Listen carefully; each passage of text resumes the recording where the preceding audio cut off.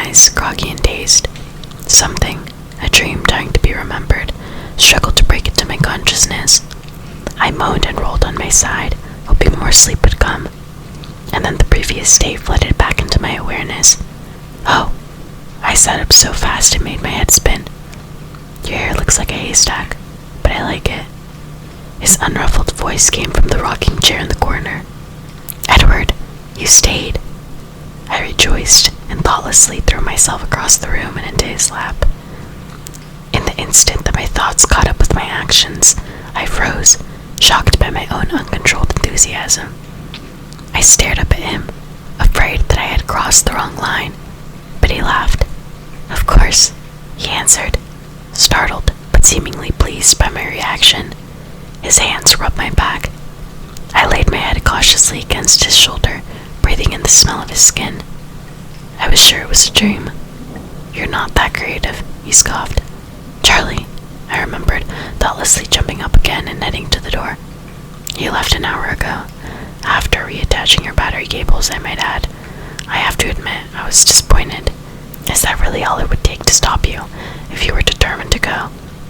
I deliberated where I stood, wanting to return to him badly, but afraid I might have morning breath. You're not usually this confused in the morning, he noted. He held his arms open for me to return, a nearly irresistible invitation. I need another human minute, I admitted. I'll wait. I skipped to the bathroom, my emotions unrecognizable. I didn't know myself inside or out. The face in the mirror was practically a stranger, eyes too bright, hectic spots of red across my cheekbones. After I brushed my teeth, I worked to straighten out the tangled chaos that was my hair. I splashed my face with cold water and tried to breathe normally, with no noticeable success. I half ran back to my room. It seemed like a miracle that he was there, his arms still waiting for me. He reached out to me, and my heart thumped unsteadily. Welcome back, he murmured, taking me into his arms. He rocked me for a while in silence, until I noticed that his clothes were changed, his hair smooth. You left, I accused, touching the collar of his fresh shirt. I could hardly leave in the clothes I came in. What would the neighbors think? I pouted. You were very deeply asleep. I didn't miss anything. His eyes gleamed.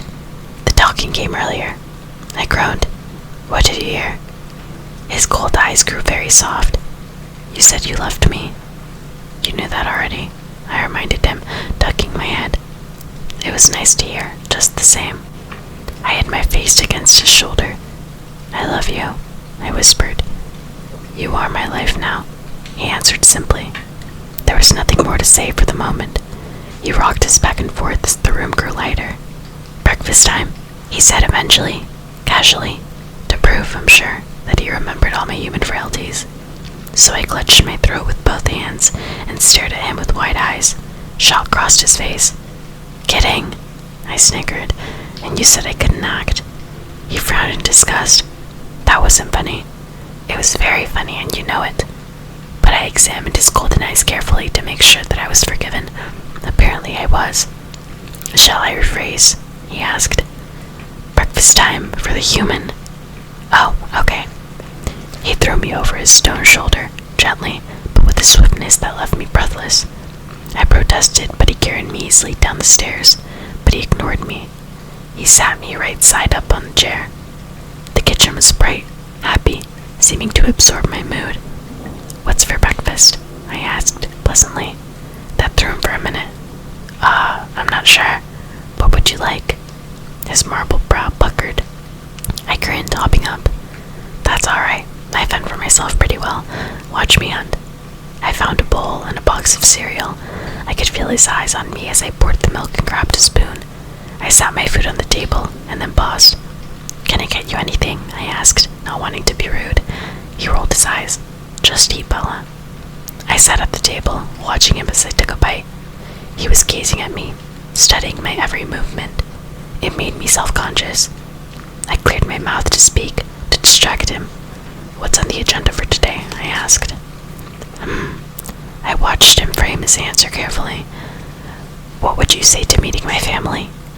I gulped. Are you afraid now? He sounded doubtful.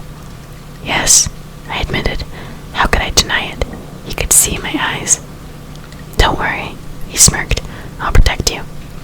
I'm not afraid of them, I explained.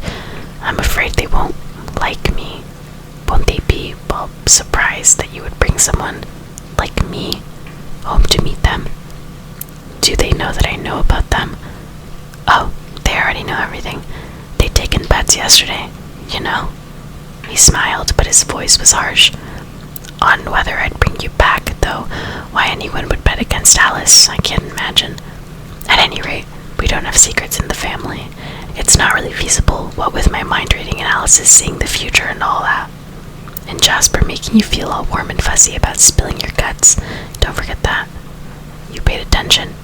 He smiled approvingly. I've been known to do that every now and then. I grimaced. So did Alice see me coming? His reaction was strange.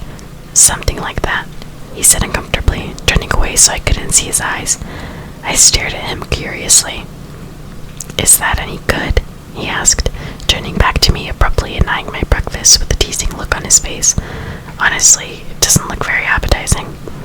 Well, it's no irritable grizzly, I murmured, ignoring him when he glowered. I was still wondering why he responded the way when I mentioned Alice.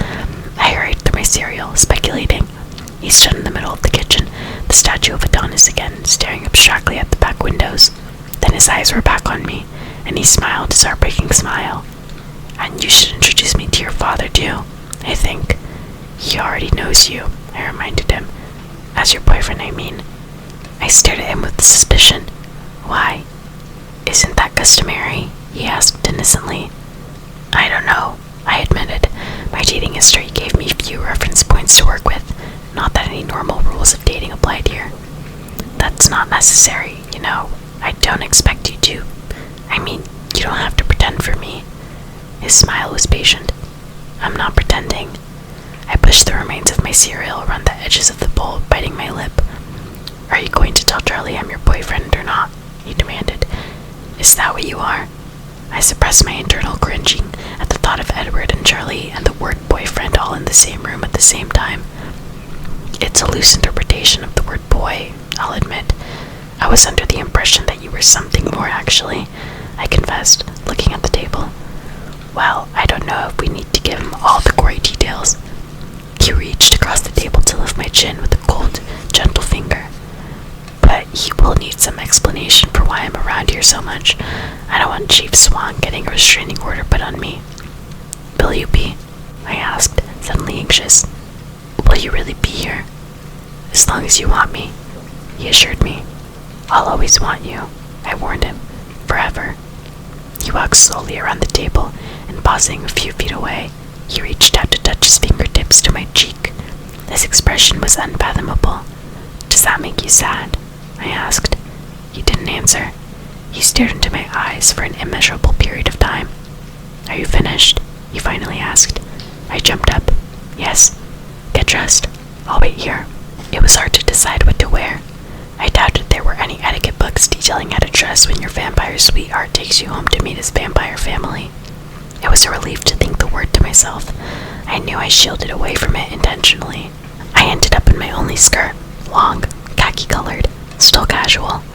I put on the dark blue blouse he had once complimented. A quick glance in the mirror told me my hair was entirely impossible, so I pulled it back into a ponytail. Okay, I bounced from the stairs. I'm decent. He was waiting at the foot of the stairs, closer than I had thought, and I bounded right into him. He steadied me, holding me a careful distance away for a few seconds before suddenly pulling me closer. Wrong again, he murmured in my ear. You are utterly indecent. No one should look so tempting. It's not fair. Tempting how? I can change. Tempting how? I asked. I can change. He sighed, shaking his head. You are so absurd. He pressed his cool lips delicately to my forehead, and the room spun. The smell of his breath made it impossible to think. Shall I explain how you are tempting me? He asked. It was clearly a rhetorical question. His fingers traced slowly down my spine, his breath coming more quickly against my skin. My hands were limp on his chest, and I felt lightheaded again. He tilted his head slowly and touched his cool lips to mine for the second time, carefully parting them slightly, and then I collapsed. Bella! His voice was alarmed as he caught me and held me up. "You made me faint," I accused him dizzily. "What am I gonna do with you?" he groaned in exasperation. "Yesterday I kissed you, and you attack me. Today you pass out on me." I laughed weakly, letting his arms support me while my head spun. "So much for being good at everything," he sighed. "That's the problem." I was still dizzy. "You're too good. Far, far too good." "Do you feel sick?" he asked. He'd seen me like this before. "No, that wasn't the same kind of fainting at all. I don't know what happened." I shook my head apologetically. "I think I forgot to breathe. I can't take you anywhere like this." "I'm fine," I insisted. "Your family's gonna think I'm insane anyway. What's the difference?" He measured his expression for a moment. "I'm very partial to that color with your skin," he offered unexpectedly. I flushed with pleasure and looked away. "Look, I'm trying really hard not to think about what I'm about to do, so can we go already?" I asked.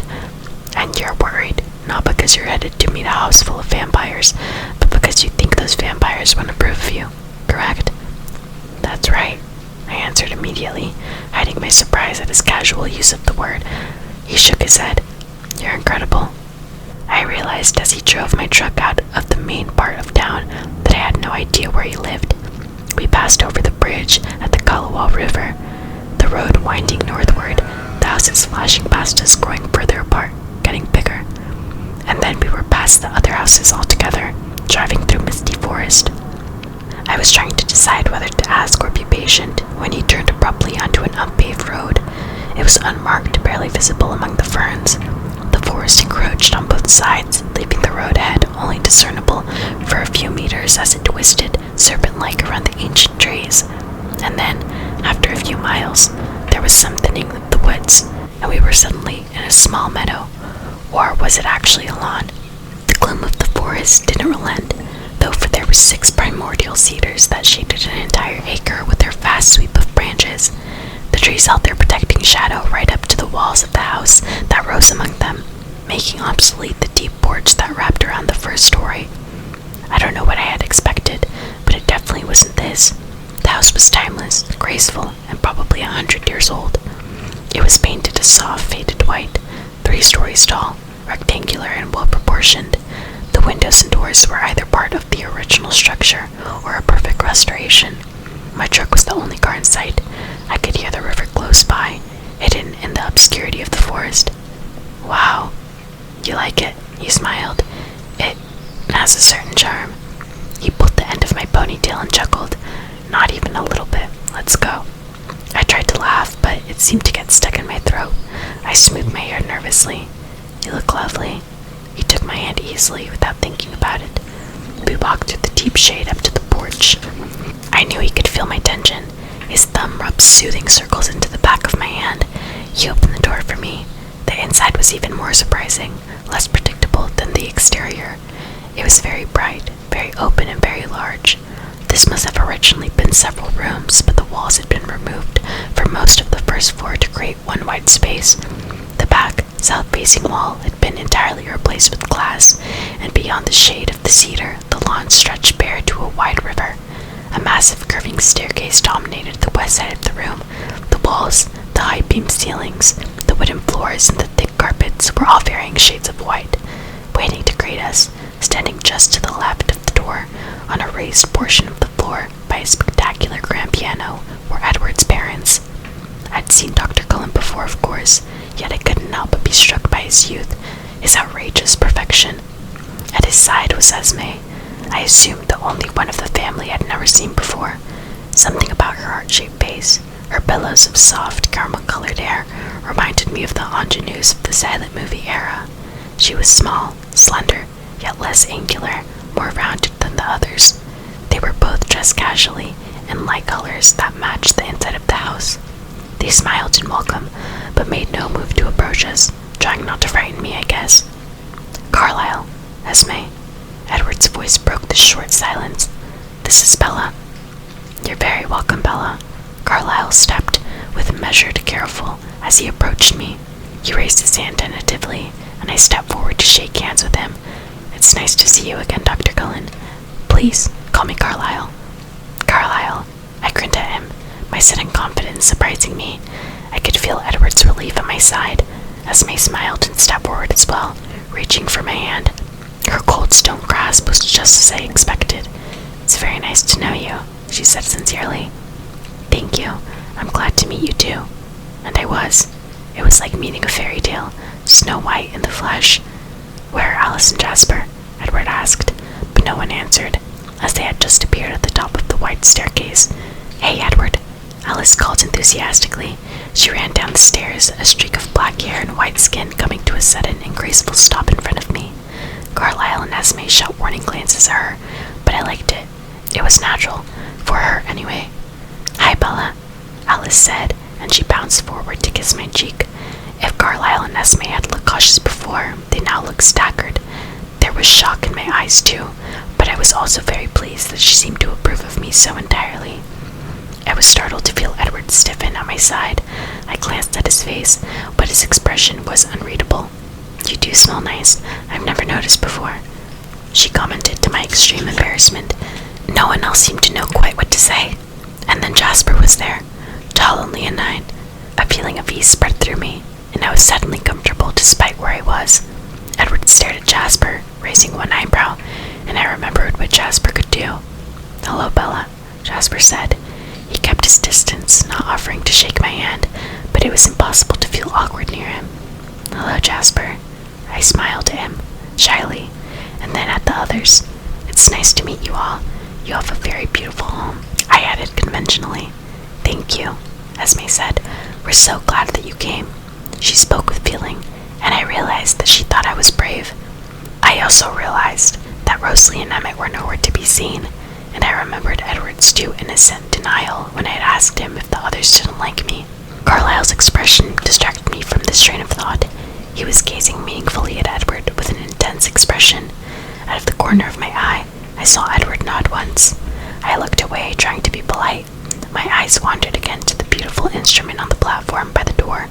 I suddenly remembered my childhood fantasy that should I ever win a lottery, I would buy a grand piano for my mother. She wasn't really good. She only played for herself on her second-hand upright, but I loved to watch her play. She was happy, absorbed. She seemed like a new mysterious being to me then, someone outside the mom persona I took for granted. She put me through lessons, of course, but like most kids, I whined until she let me quit. Esme noticed my preoccupation. "Do you play?" she asked, inclining her head toward the piano. I shook my head. "Not at all, but it's so beautiful. Is it yours?" "No," she laughed. "Edward didn't tell you he was musical." "No." I glared at his suddenly innocent expression with narrowed eyes. I should have known, I guess. Esme raised her delicate eyebrows in confusion. "Edward can do everything right," I explained. Jasper snickered, and Esme gave Edward a reproving look. "I hope you haven't been showing off. It's rude," she scolded. "Just a bit." He laughed freely. Her face softened at the sound, and they shared a brief look that I didn't understand, though Esme's face seemed almost smug. "He's been too modest, actually," I corrected. "Well, play for her," Esme encouraged. "You just said showing off is rude," he objected. "There are exceptions to every rule," she replied. "I'd like to hear you play," I volunteered. "It's settled then." Esme pushed him toward the piano. He pulled me along, sitting me on the bench beside him. He gave me a long, exasperated look before he turned to the keys. And then his fingers flowed swiftly across the ivory, and the room was filled with compositions so complex, so luxuriant, it was impossible to believe only one set of hands played.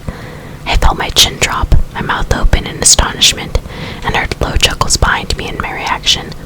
Edward looked at me casually, the music still surging around us without break, and winked. "Do you like it?" "You wrote this?" I gasped, understanding. He nodded. "It's Esme's favorite." I closed my eyes, shaking my head. "What's wrong?"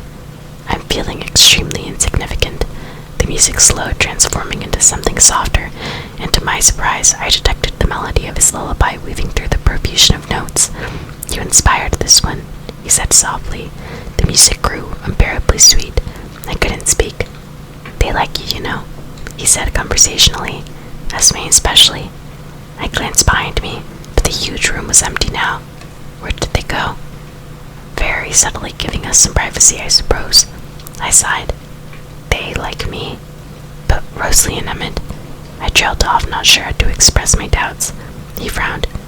Don't worry about Rosalie, he said, his eyes wide and persuasive. She'll come around. I pursed my lips skeptically. Emmett. Well, he thinks I'm a lunatic, it's true, but he doesn't have a problem with you. He's trying to reason with Rosalie. What is it that upsets her? I wasn't sure if I wanted to know the answer. He sighed deeply. Rosalie struggles the most with what we are. It's hard for her to have someone on the outside know the truth, and she's a little jealous. Rosalie is jealous of me? I asked incredulously. I tried to imagine a universe in which someone as breathtaking as Rosalie would have any possible reason to feel jealous of someone like me. You're human, he shrugged. She wishes that she were too. Oh, I muttered, still stunned. Even Jasper, though. That's really my fault, he said. I told you he was the most reason to try our new way of life. I warned him to keep his distance. I thought about the reason for that and shuddered. Esme and Carlisle, I continued quickly to keep him from noticing, are happy to see me happy. Actually, Esme wouldn't care if you had a third eye and webbed feet. All this time she's been worried about me, afraid that there was something missing from my essential makeup, that I was too young when Carlisle changed me. She's ecstatic. Every time I touch you, she just about chokes with satisfaction. Alice seems very enthusiastic. Alice has her own way of looking at things, he said, through tight lips. And you're not going to explain that, are you? A moment of wordless communication passed between us. He realized that I knew he was keeping something from me. I realized that he wasn't going to give anything away. Not now. So, what was Carlisle telling you before? His eyebrows pulled together. You noticed that, didn't you? I shrugged. Of course. He looked at me thoughtfully for a few seconds before answering. He wanted to tell me some news. He didn't know if it was something I would share with you.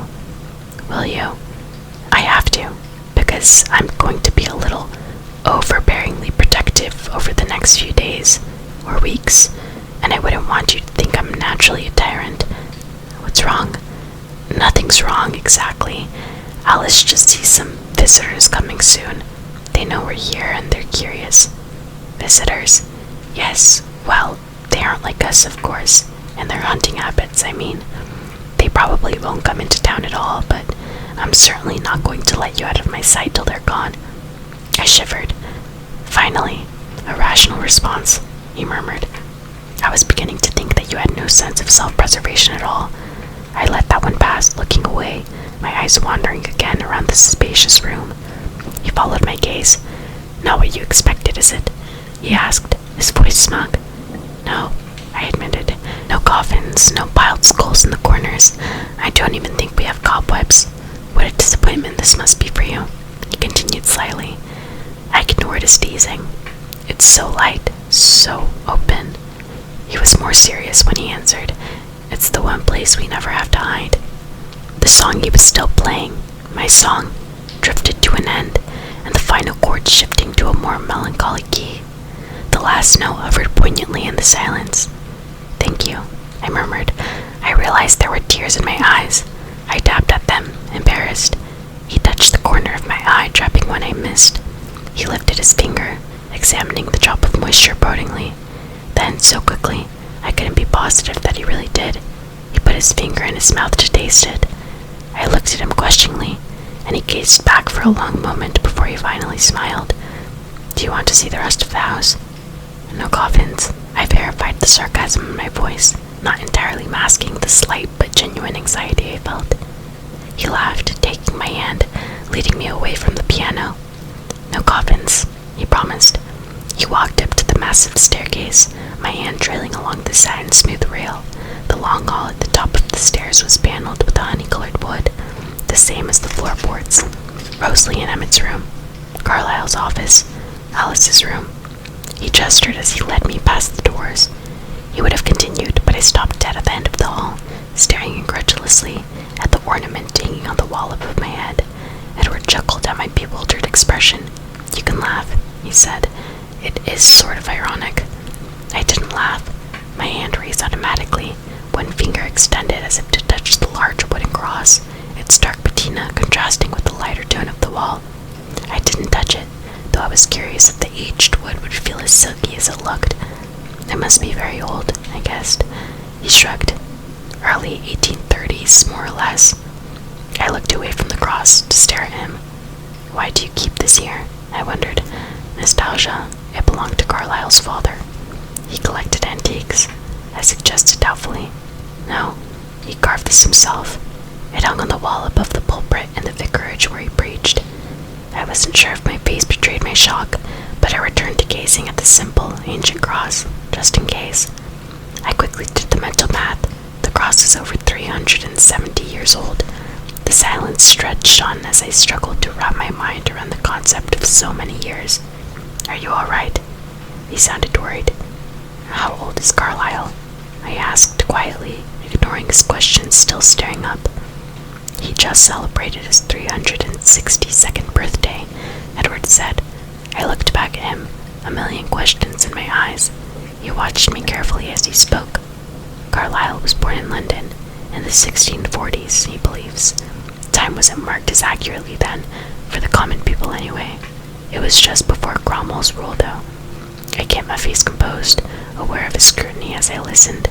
It was easier if I didn't try to believe. He was the only son of an Anglican pastor. His mother died giving birth to him. His father was an intolerant man. As the Protestants came into power, he was enthusiastic in his prosecution of Roman Catholics and other religions. He also believed very strongly in the reality of evil.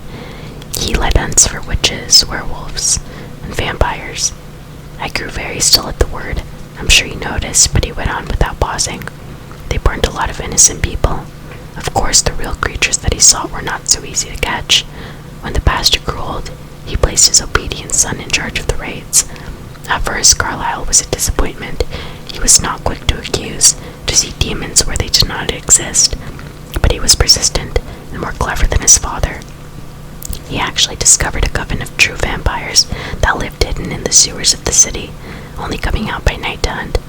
In those days, when monsters were just myths and legends, that was the way many lived. The people gathered their pitchforks and torches, of course. His brief laugh was darker now, and waited where Carlyle had seen the monsters exit into the street. Eventually, one emerged. His voice was very quiet. I strained to catch the words. He must have been ancient and weak with hunger. Carlyle heard him call out in Latin to the others when he caught the scent of the mob. He ran through the streets, and Carlyle, he was 23 and very fast, was in the lead of the pursuit. The creature could have easily outrun them, but Carlyle thinks he was too hungry, so he turned and attacked. He fell on Carlyle first, but the others were close behind, and he turned to defend himself. He killed 2 men and made off with the third, leaving Carlyle bleeding in the street. He paused. I could sense he was editing something, keeping something for himself. Carlyle knew what his father would do. The bodies would be burned. Anything infected by the monster would be destroyed. Carlyle acted instinctively to save his own life. He crawled away from the alley while the mob followed the fiend and his victim. He hid in a cellar, buried himself in brooding potatoes for 3 days. It's a miracle he was able to keep silent, to stay undiscovered. It was over then, and I realized what he had become. I'm not sure what my face was revealing, but he suddenly broke off. How are you feeling? He asked. I'm fine, I assured him, and though I bit my lip in hesitation, he must have seen the curiosity burning in my eyes. He smiled. I expect you have a few questions for me. A few. His smile widened over his brilliant teeth. He started back down the hall, pulling me along by the hand. Come on then, he encouraged. I'll show